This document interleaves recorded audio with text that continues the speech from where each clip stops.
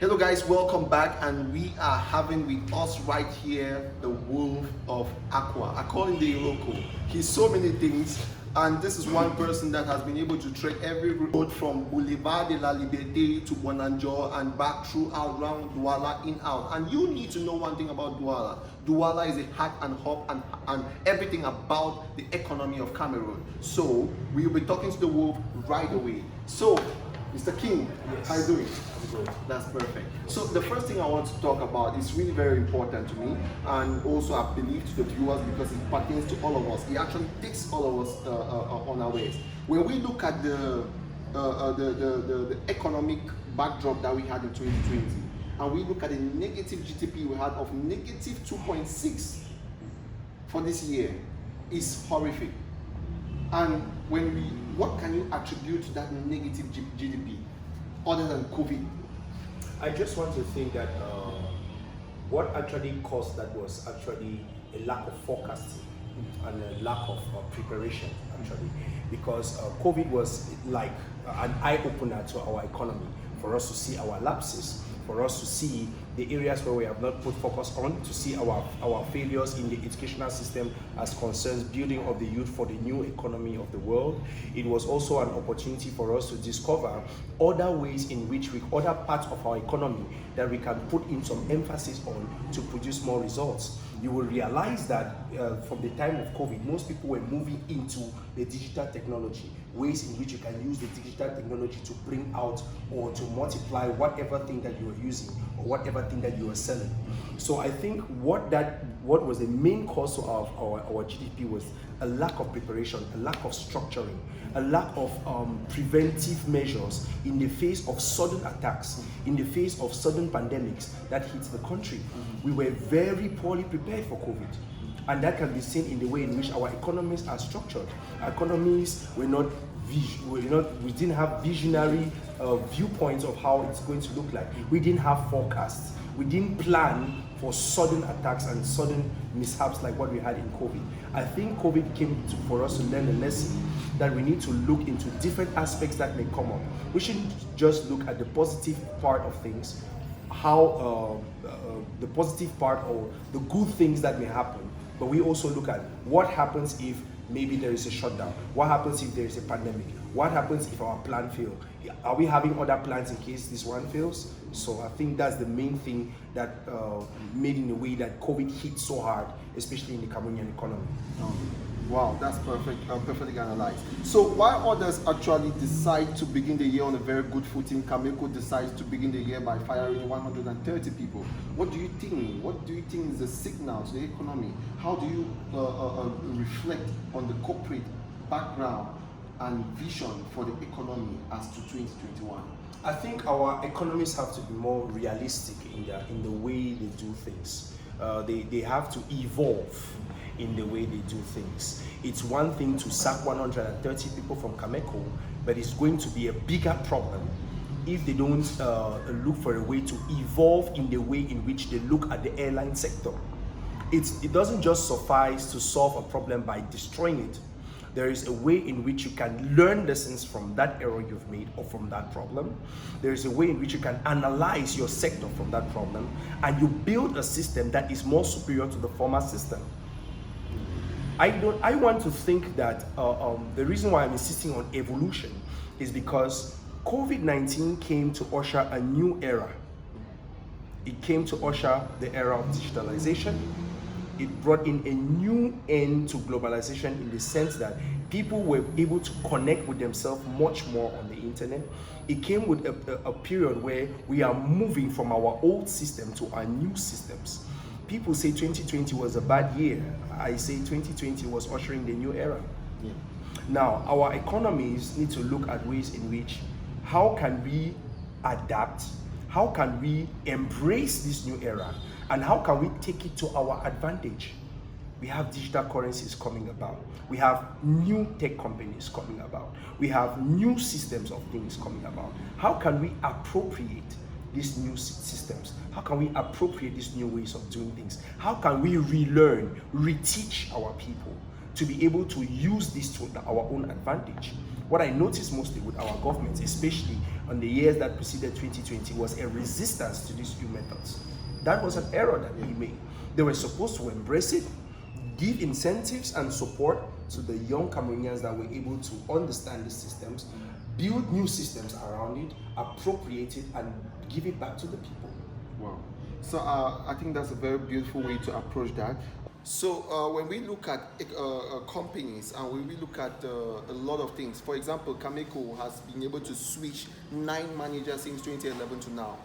What do you think is the problem of management in Cameroon when it comes to corporate structures? Is it that we are not well trained? Is it that we're not well positioned? Because is it that we don't have the blend of management and leadership that goes together to be able to bring out that unique focus and skill set and motivation that goes to bring out productivity in our labor force? What do you think is happening? Because when you look at a lot of businesses, when you look at a lot of our own businesses that do not have succession patterns or plans, you see that problem evolving. So what do you think is the problem? What do you think should be the problem and what should be the solution?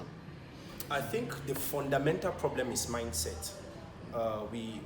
We have a very, I'll be softer by saying we have a unique mindset in Cameroon. The way we conceive, the way we perceive, and the way we look at things is faulty right from the very foundation. Most of the time, we have a survival mentality. I have my job, it's going to give me the money I need to make me not to be hungry, to send my child to school and all of that. We don't have a visionary approach to things. We have a kind of chieftaincy mentality where we feel that when I'm at the top, my word is law. Instead of bringing in the smart people to build our companies, we want to be the smart person telling the smarter people what to do. That is a fundamental mindset problem. We have a lack of political will, lack of leadership will. It's a fundamental problem. So no matter what you build on that, it's a faulty foundation that's going to eventually crash. I think what we need to look into when it comes to our corporate structures is to first of all approach Cameroon from who Cameroonians are. Most of the times we want to handle Cameroonians like foreigners. We think we can handle Cameroonians who will handle Nigerians. We think we can handle Cameroonians who will handle Americans. And there is this fallacy where we feel that Cameroonians are stupid. They are not. It cuts across every sector. Every sector. Everything. Every sector. Even that woman that is a buyer and seller in the market that you think she didn't go to school, if she sits down and tell you your market, you'll be shocked. Yeah. Cameroonians are the most intelligent and smartest people in Africa. And I want to dare to say in the world. But they don't approach dealing with Cameroonians the way they are supposed to be dealt with. People don't try to understand the country in which they find themselves. They don't understand the social realities. They don't understand the ethnic realities. They don't understand even the geographical realities of the country. You need to take all of that into consideration even before you build your corporate philosophy and the way you build the way your company runs. Most of the time, the issue we have with a manager is just an issue of leadership. We were not properly trained to be leaders. We were trained to be bosses. What that happens is you have a boss that is struggling to maintain his position rather than having a leader that is trying to build a company to stand. We have a situation where we have punitive approach to doing things. I'm a bit bitter about this aspect of Cameroon where they are waiting for you to cause a problem and to punish you for that, rather than to educate you on how you can do things better so that together we can build the country. So it's fundamentally a mindset issue. And to solve the problem of mindset is to reteach the people, reorient the people, and to put laws and measures that constrain the people to think in a particular way. That is going to be a whole new session that we have to do because it's going to be very long for me to explain that. Exactly.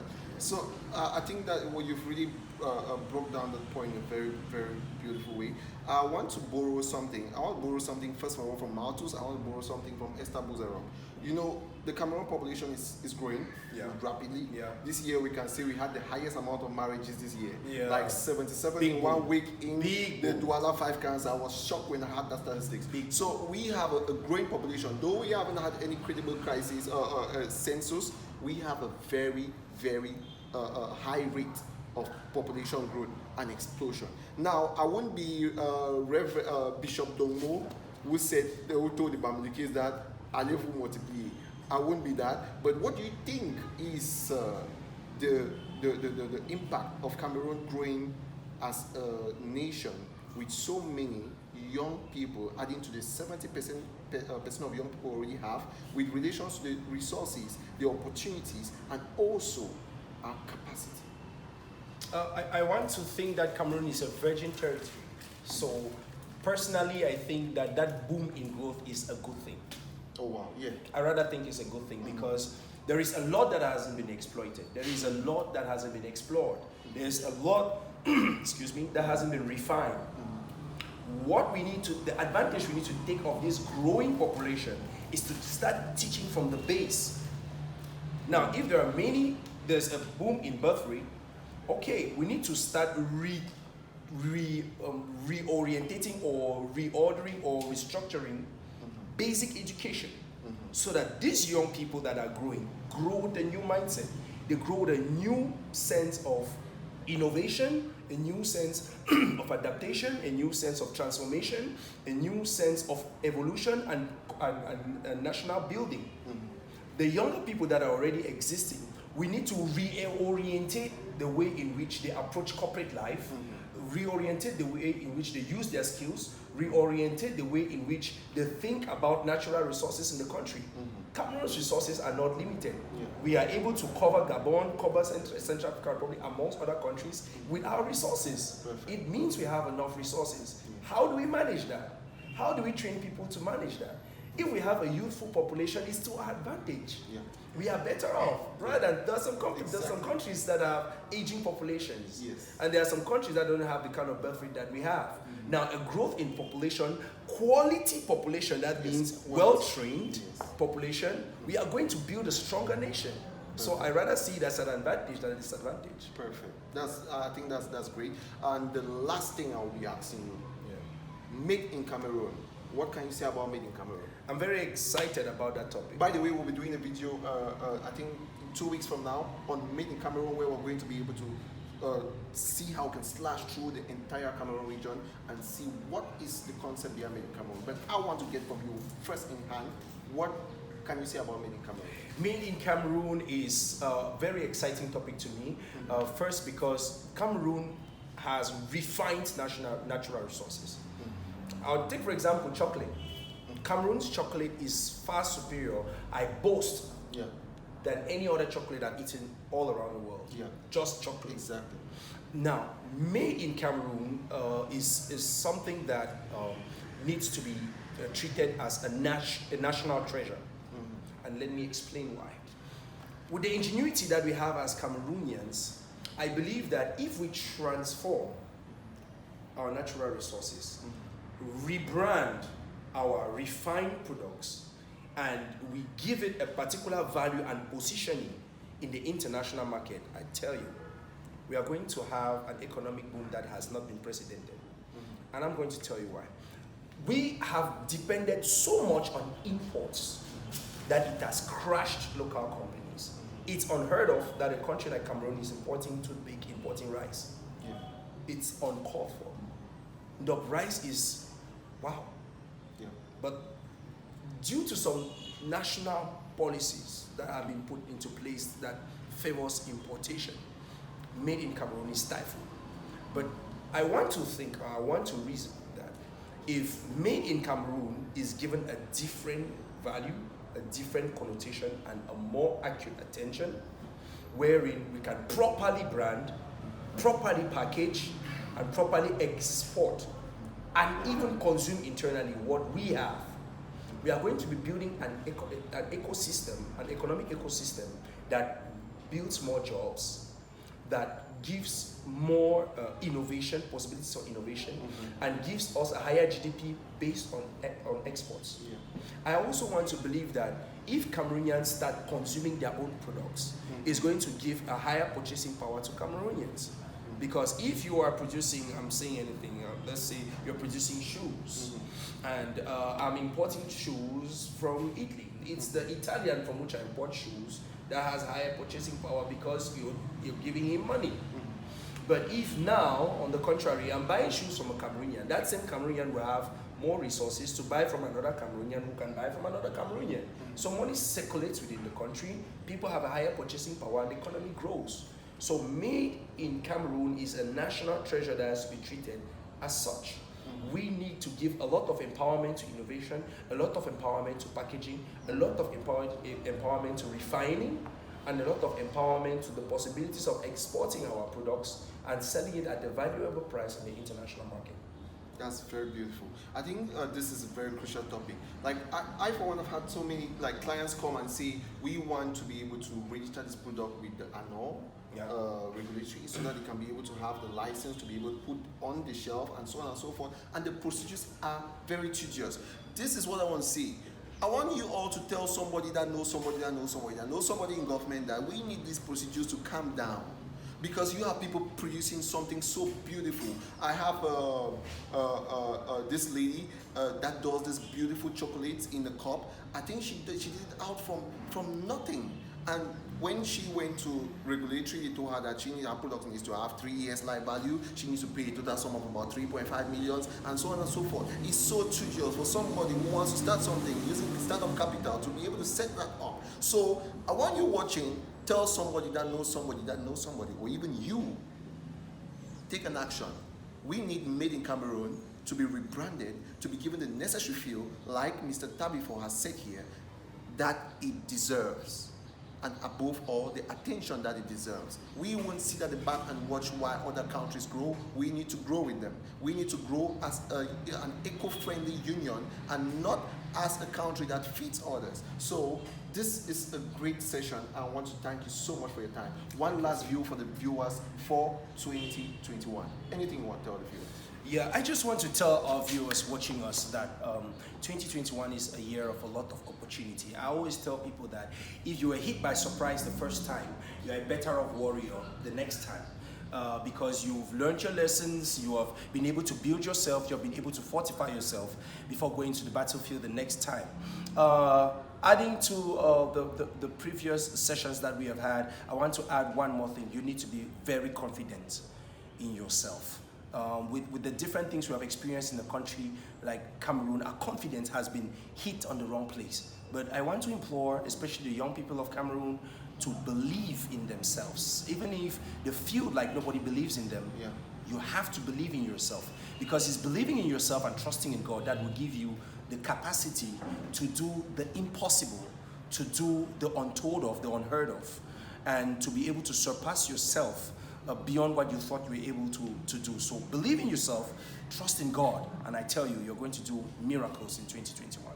Trust in God, trust in God, trust in God. Thank you guys for watching. This is Mfontoh-nomics, home of business, lifestyle, and entrepreneurship. I want you to do one thing. End with the quota, trust in God. See you next week. Have a nice time. Have a blessed life. Have a great life. Bye. Time is barely on our side.